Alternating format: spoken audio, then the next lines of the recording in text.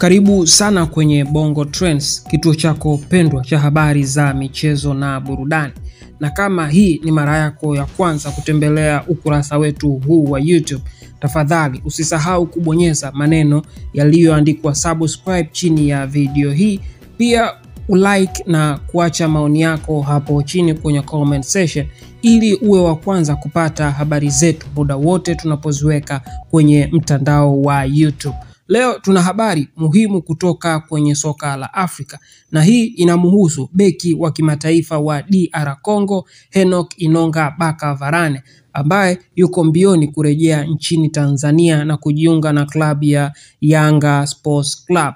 Kwa sasa Inonga yupo na klabu ya AS FAR Rabat nchini Morocco, ambapo hali haiko sawa. Inasemekana kuwa anapitia wakati mgumu sana katika maisha yake ya soka akiwa nchini Morocco. Hakuridhishwa na maisha ndani ya klabu hiyo na ameshaonyesha wazi kuwa hataki tena kuendelea kucheza katika klabu ya AS FAR Rabat.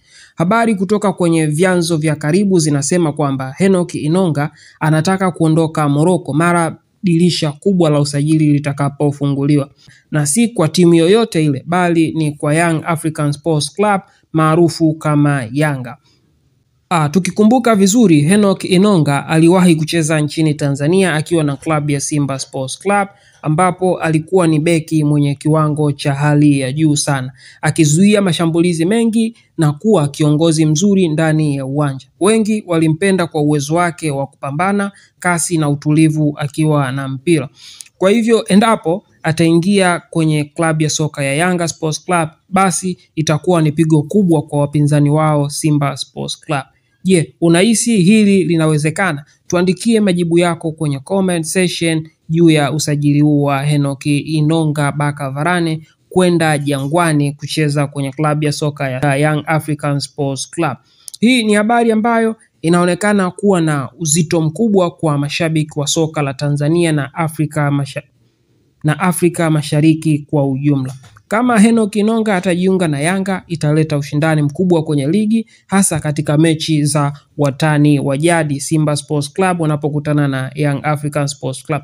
Pia klabu ya soka ya Yanga itaongeza wachezaji wenye uzoefu wa mashindano ya kimataifa kwenye CAF Champions League na CAF Confederation Cup. Je, wewe una maoni gani kuhusu habari hii? Tuandikie kwenye comment section, na kama bado haujabonyeza maneno yaliyoandikwa subscribe chini ya video hii, tafadhali bonyeza maneno yaliyoandikwa subscribe.